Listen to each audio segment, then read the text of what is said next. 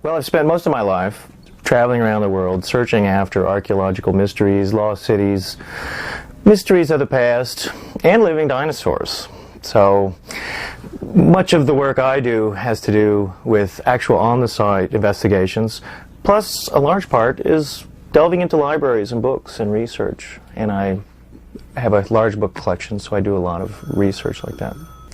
I like the idea of being an Indiana Jones kind of person, and it's a designation that I enjoy. Like Indiana Jones, I go out with a machete.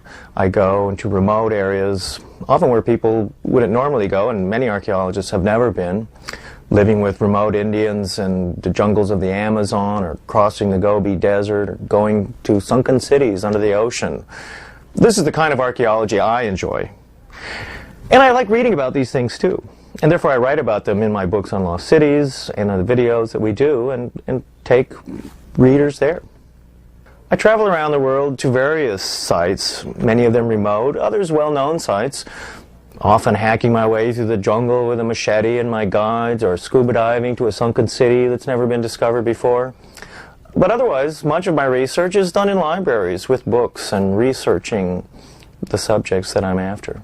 My various researches have led me around the world to giant cities in the Kalahari or the jungles of South America, diving to sunken cities on remote islands in the Pacific, or even just going to certain Mediterranean islands or remote ruins in the high Himalayas, that kind of thing. And other researchers have led me as far afield as Australia, New Guinea, and even to many libraries around the world, in search of rare books and photos that may exist of unusual sites. I've always been interested in mysteries of the past and archaeology, history, also in the natural studies like dinosaurs and cryptozoology. And as a young man, I think cartoon shows like Johnny Quest, or reading about books by Ivan T. Sanderson or Colonel Fawcett, even simply National Geographic has got me interested in traveling around the world, going to unusual exotic locations, seeing for myself the many exciting ruins and archaeological spots that exist. And I began at an early age traveling around the world when I was only 19, starting in Asia, across India and to Africa, and later to South America. I worked for oil companies, and I taught English, and did odd jobs to earn my way around the world. And eventually I began writing the books that I write, which is my series called the Lost Cities series. As I began traveling around the world and looking into archaeological sites, I began to realize that there was more to the past than I'd been taught in high school and college. And the picture of the past that I began to create in my mind was quite a bit different than that was being taught in history books. The more I found out about the unusual mysteries of the past, the more curious and insatiable my quest became for the answers to those things. One thing led to another until finally I've come to the point where I've written my Lost Cities books, which give a radically different picture of the ancient past and what it was like than that we're typically taught today. I believe that in the past, the ancient civilizations were more sophisticated than we generally give them credit. The typical scenario, say, taught in high school is that 10,000 years ago, men were cavemen. They suddenly stepped out of their caves in Samaria and Egypt and began building giant pyramids and huge monuments, all within a short space of time. I feel that there needs to be a significant correction to the timeline history that we're taught of a straight line graph of caveman to modern man, because civilization is not this linear progression. It's a roller coaster of peaks and valleys, of ages of science and enlightenment and the sudden dark age and collapse of civilization. We know for a fact that this has happened many times in the past and may easily occur again in the near future. So therefore it is a different way of looking at the past, one of a roller coaster of history rather than a linear line. The question would be, how far back in time does our roller coaster of history go? I think that we can trace mankind and civilization back at least 50,000 years, if not quite a bit more. We have a considerable amount of evidence for this, including many anomalous artifacts found in geological strata that is clearly of great age, much greater than, say, 10,000 years. We know for a fact, too, that there are iron mines and other mines in Africa, as well as other continents, that go back to 45,000, 50,000 BC. When we add to this the great age of a number of ruins, gigantic ruins that can be found around the world, plus the additional use of ancient texts, such as from ancient India and Egyptian texts and the Greek texts, we come up with a view of the world that's radically different than that we're taught today. A world where people as intelligent as you and I are, just as we do today, building buildings, having commerce with their neighbors and other states, building large ships, and in general doing what civilized people do, which is creating a society which includes buildings and ports and that kind of thing. There's an amazing evidence, too, that in the past there has been quite a bit of geological change that has radically upset the balance of civilization. As an example, it's an archaeological fact that there are more than 200 known sunken cities in the Mediterranean alone. Now, we know that these cities weren't built underwater. Through geological time, port cities have submerged and large areas of land have gone underwater. And conversely, there are other port cities, such as Ur in ancient Babylon or Lothal in the Gujarat Peninsula of India, which are now miles from the ocean, yet had originally been built 5,000 years ago as a port city. From the various sunken cities we found around the world, the ancient and astonishing megalithic remains that can be found in various areas, often in the middle of the desert, sometimes underwater, we can surmise that in the past, some very advanced civilizations who built on a grand scale existed in the past, and it's clear that they were destroyed, possibly through a series of wars, but also clearly through some geological upheavals as well. The destruction of ancient civilizations and the creation of these lost cities seems to often happen because of geological change. There's wide evidence of cataclysms and just disasters of climatic and geological that seem to occur over and over again. This too, these disasters and cataclysms tend to throw off much of the geological dating that is accepted today. For instance, it's often said that the dinosaurs became extinct 65 million years ago. You might ask, well, is this a scientific fact? The truth is, this is not a scientific fact. This is a theory, a scientific theory, and one based on the uniformitarian dating of geological strata, and thereby assigning the strata with many millions of years of age between the strata. Well, something that I might want to point out, too, that maybe leads into this, is that the dating of many civilizations is in serious error, mainly because they're much older than usually we say. Okay. I mean, like Inca stuff in South America, Mayan stuff is like that. Even they're constantly, I mean, this is traditional archaeology, constantly pushing back the dates of everything, you know, and we have this tendency to just make everything, you know, closer to us in civilization. Okay. But yeah, there is a controversy in dating, and a lot of people don't understand the nuances of dating. Like they'll say, well, of course they've carbon 14 dated these fossils or something. I mean, things that are, you know, totally impossible. Like, as you said, you know, nothing can be carbon dated that's older than like 30,000 years old, really. And even that's kind of tricky. I mean, that kind of thing, you know. The dating of many ancient cultures is inexact and is controversial. Many ancient cultures are apparently much older than originally dated. Archaeologists are continually pushing back the dates of civilization. We see this in Central America with Mayan structures. We see this in South America. We even see this in Egypt and in India and the Middle East.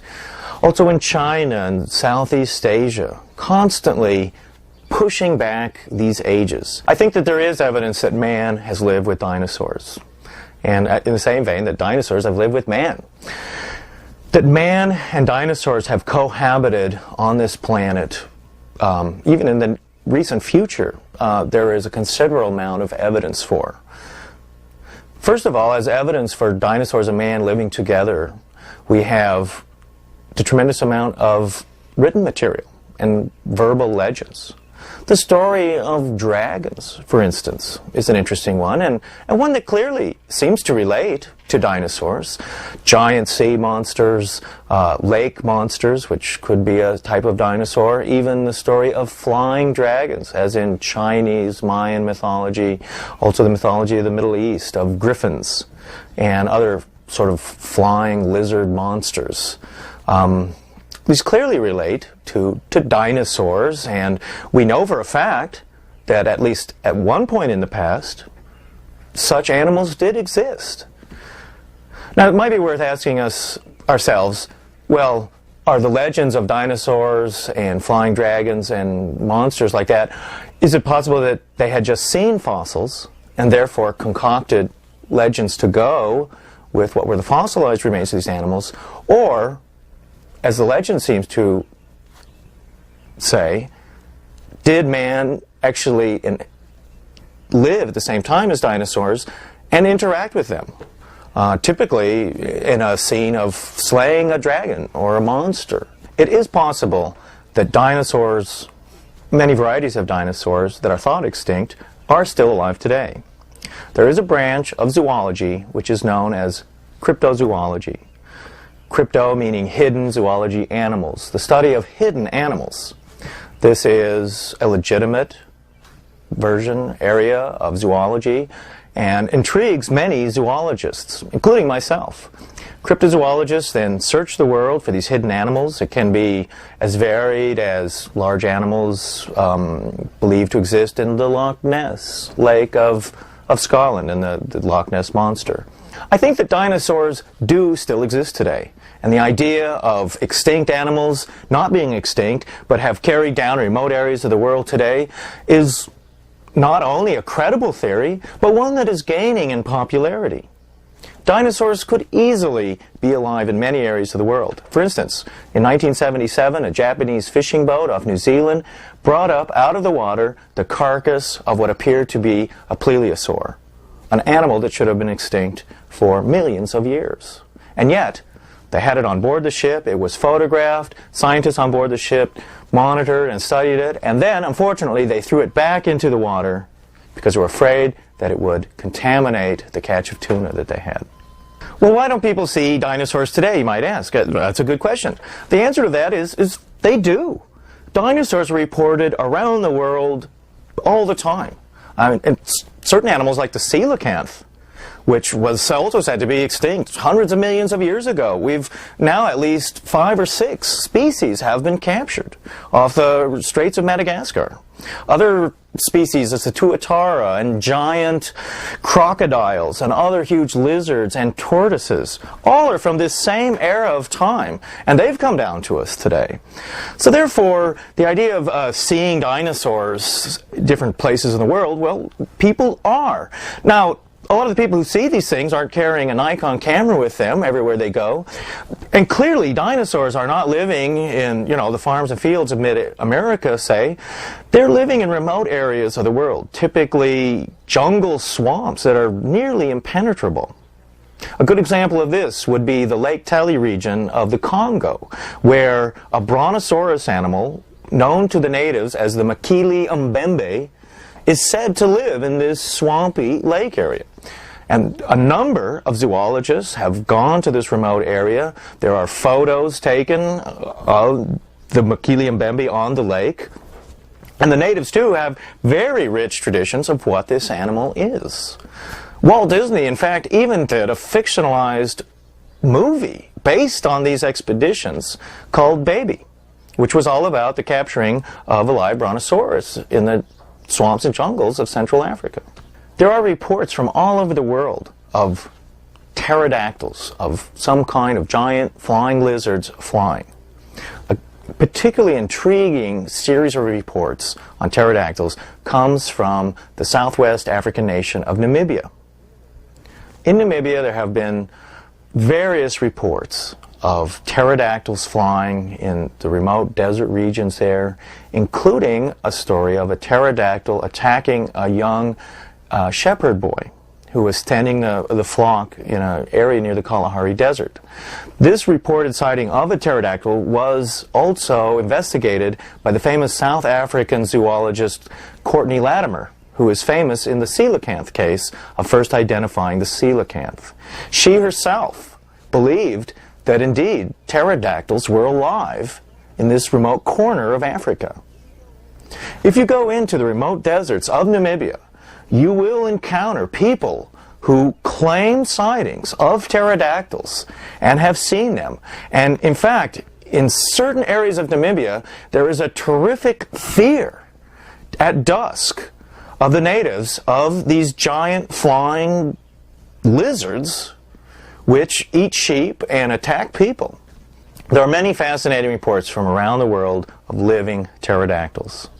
One of the reports, and a series of them, comes from some credible sources, which I trust, that pterodactyls have been sighted in certain areas of the Namib Desert of Namibia in southwest Africa.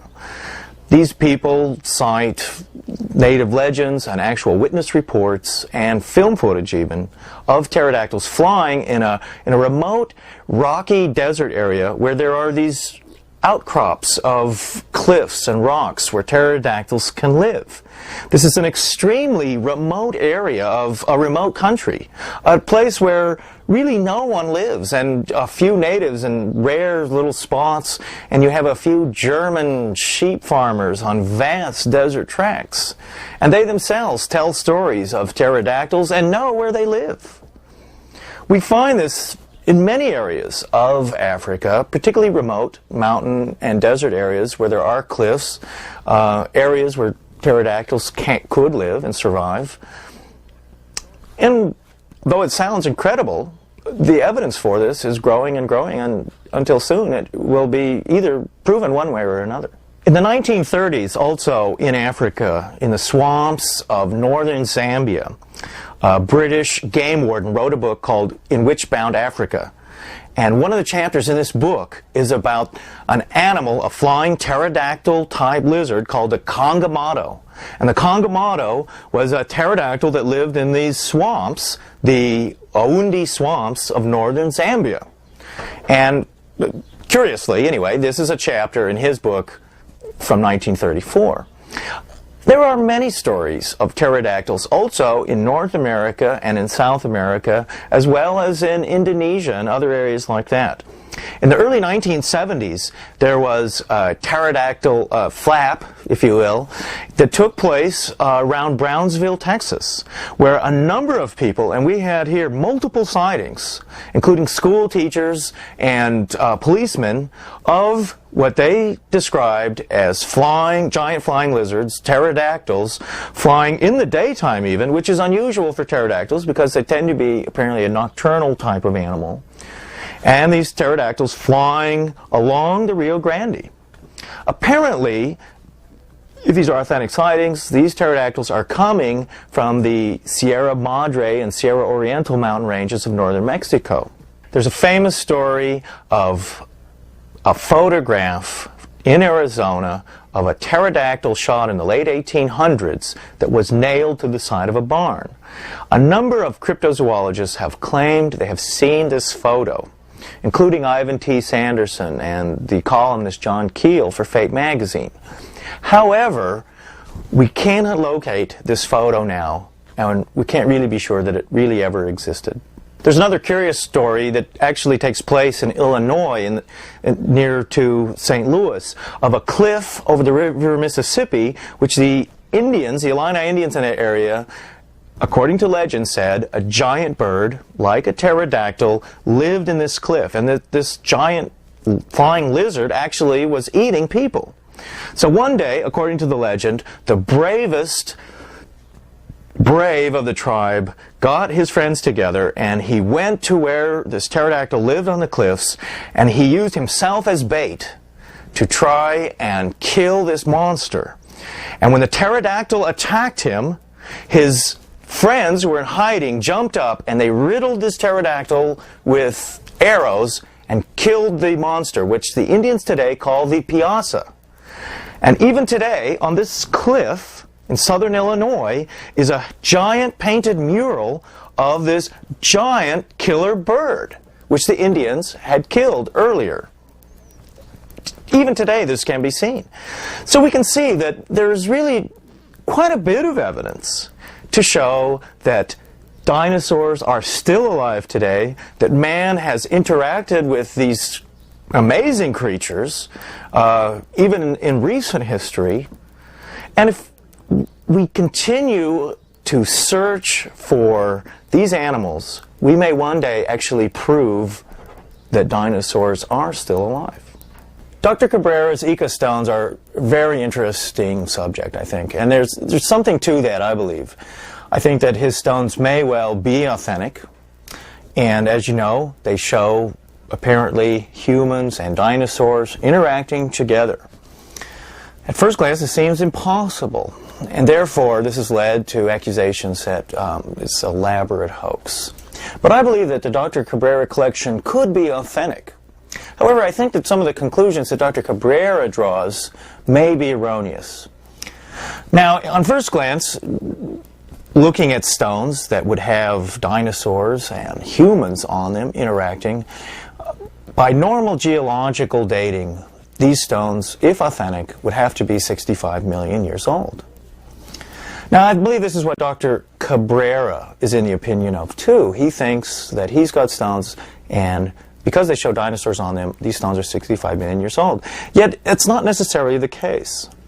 It can actually be that the geological dating that we're using today to date strata into the common periods of time, Jurassic, Permian, all the different eras and epochs, may be completely wrong. Furthermore, we have to look into the whole concept of fossils and fossilization itself and extinction. What is it that creates a fossil? Are fossils normal events, or are fossils indicative of some anomaly, a catastrophe, as you will? I would say, and many scientists will agree with me, a fossil is an anonymous artifact. It is the result of some cataclysm, some catastrophe.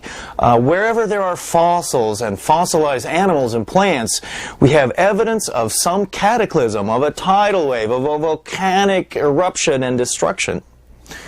My point is that when animals die in a natural setting, they do not become fossils. A good example of this would be in the early 1800s, Buffalo Bill and his buddies went out into the Great Plains of America and slaughtered hundreds of thousands of buffalo, cut their tongues out and left them on the Great Plains to rot and die. Oh, they're already dead. What happened to those buffalo? Did any of those buffalo ever become a fossil? No. Not one will ever be a fossil. And that is because when things die, they decay and go to dust. And when you bury a dog in your backyard, he's not going to become a fossil either. What it takes to have a fossil, whether it's a dinosaur fossil or a petrified wood or anything like this, we've got to have some cataclysmic event that has not only killed that animal, but buried it under tons of gravel or volcanic ash or dirt in some landslide. Footprints of dinosaurs is even more incredible. If you're going to have some dinosaur, and wow, imagine even the cases of dinosaur footprints and human footprints together. Okay, a dinosaur and the human are walking along the mud of some riverbank. Well, that mud and everything in it would have to be preserved almost immediately after those footprints were made. And that's not a normal thing of the riverbank just drying up and, during some drought. I mean, a volcanic eruption or some landslide would have had to preserve that instantly. So now we get back to the subject of geological dating and 65 million years for dinosaurs. Even the mystery of the extinction, the so-called extinction of dinosaurs. What has created that?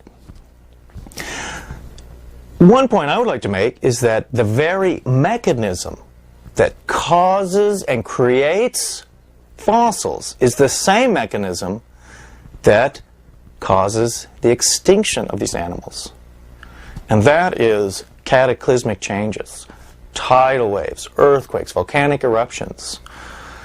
Marine fossils are even more difficult to explain without the use of cataclysms. If a plesiosaur or a coelacanth or any kind of fish suddenly dies and floats to the bottom of a lake or an ocean or a river and lies in the silt, is it going to normally become a fossil? No, again not. It will decay, it will just go back to the gene pool of nature. So as we look at fossils, we start to see that they themselves are indicative of these cataclysms of the past. And now we can also begin to look at geological dating in a different way.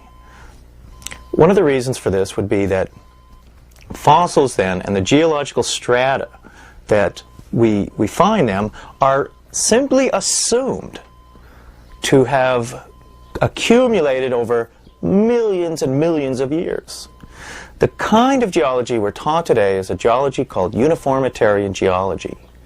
And this is the school of geology which tells us that geological change is very slow. It happens over millions of years. We can see the kind of changes, and therefore when we have layers of strata, we then create a period of time that's vast in scope, covering millions and millions of years. Yet the same strata in the opposing theory of geology, which is called cataclysmic geology, that same strata can build up not over millions of years, but in just a few years, or even in a matter of days. For instance, in a tidal wave or landslide situation, a layer of gravel, clay, or material can accumulate not over millions of years, but in a matter of hours. So therefore, when we now have our ravine in North Dakota with its various strata layers, if we assume, well, this strata here would have taken 1,000,000 years to accumulate, this strata another 1,000,000 years, and so on, and now we pull a dinosaur bone out of one of the layers of strata, we then say, this is 65 million years old. But yet, in cataclysmic geology, that strata, rather being dated in millions of years, could be dated possibly by only thousands of years. It is quite possible that man and dinosaurs lived together, but not necessarily 65 million years ago in the past, but in a more recent time.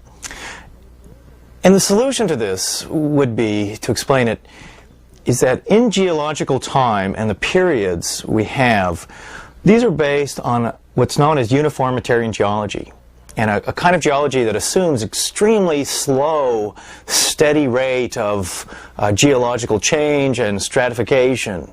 However, in the opposing theory of geology, which is called cataclysmic geology, we have geological change happening in a much faster period of time, with cataclysms and stratification occurring not over millions of years, but just in a matter of days. If cataclysmic geology is a more correct view of the way our planet works geologically, what we would then have is a tremendous compression of the periods of time that are talked about with dinosaurs, where suddenly 65 million years of stratification is compressed into just maybe 2 million years or something like that. And so therefore, dinosaur fossils that are said to be 65 million years old, and this is a date that's totally arbitrary, there's no carbon dating or any other sort of scientific so-called dating with these fossils, but merely the date associated with them is where they're found in the strata. There's no exact scientific way of dating the fossils of dinosaurs. There's no scientific meter that suddenly points to 65,000 or 65 million years, or any date. The dating of fossils right now, say at 65 million years old, is something that comes from the stratification of the layers of geology. There's no exact meter that's pointing to a date 65 million years old. Rather, it's guesswork based on uniformitarian geology, the geological theory that says that stratification and layers of Earth come slowly over millions and millions of years. Yet, in the opposite theory of cataclysmic geology, we now have an explanation for the stratification of the Earth, which happens in a much more rapid period of time. And if that is a more correct view of the geological activity of the Earth, we would then see this 65 million years of geological time compressed into a much shorter period of time, and therefore fossils that are said to be 65 million years old would not be 65 million years old, but much, much more recent than that. The Acambaro collection, found in Mexico in the 30s and 40s and excavated in the 50s, is an amazing subject. Here we have clay figurines, apparently pre-Columbian, dated as about 4,000 years old, which show, again, dinosaurs and prehistoric animals with humans interacting in unusual ways. And apparently these are authentic. And I think there really is something to the Acambaro collection, and this is something that has been largely ignored by the scientific community, simply because it's so incredible it can't be true. Yet even the University of Mexico has authenticated this collection. Now the dating, again, is very crucial to the Acambaro collection, because here we have ceramic artifacts that can be dated by known scientific methods. And rather than being recent hoaxes made in the last 50 years for some unknown purpose, I mean, they have proven that these are ancient ceramic pieces. And yet, they show the impossible, which is dinosaurs. Now, if we relate the Acambaro collection with the stones of Dr. Cabrera in Ica, Peru, we have an interesting paradox in that both are showing dinosaurs and humans interacting, yet Dr. Cabrera is claiming that his rocks are, of course, 65 million years old, because that's when dinosaurs became extinct. While controversially, in Mexico, at the Acambaro collection, we have similar evidence of dinosaurs and people together, yet it's clear that the Acambaro figurines are not 65 million years old, but rather 6,000 years old, give or take 1,000 years or so. I think that this is a more correct system of dating, and this fits into the cataclysmic theories which I believe in, which is that the geological change and even the dating of these fossils is from a more recent time than ours and doesn't go back the 65 million years. The Acambaro collection in Mexico is fascinating and just as interesting as Dr. Cabrera's Ica stones in Peru. We have with Acambaro figurines made of ceramics which can be dated by a known scientific process. And the dating for these is something like 6,000 years before present, making the Acambaro figurines astonishing in the sense that they show dinosaurs and people together, yet it's from a time point that's manageable to us, 4,000 years BC. Now, if we contrast this with the Dr. Cabrera's Ica stones, which he believes are 65 million years old, simply because that's when dinosaurs are said to have become extinct, we find that the Acambaro collection is actually lending credibility to the Ica stones. Yet, it's clear that the Acambaro stones are not 65 million years old. And I think that this is more the correct dating of these artifacts, and that most probably the stones of Ica are also from about this same time period, say 4 to 5 to 6,000 years ago. Perhaps the solution to the paradox of dinosaurs and men being together can be explained by the Acambaro collection and the Ica collection and the cataclysmic dating and a change in the whole geological scale, where we see that what's causing extinctions is these cataclysms. It's also creating the fossils. The geological time scale is compressed, and therefore amazing discoveries such as the figurines at Acambaro can be authentic. The dating, absolutely correct on them, and dinosaurs did in fact come down right to that period in time. And similarly, Dr. Cabrera's stones in Ica would be authentic as well, but not 65 million years old, but more along the same dating as the Acambaro collection, 6,000 to 7,000 years old.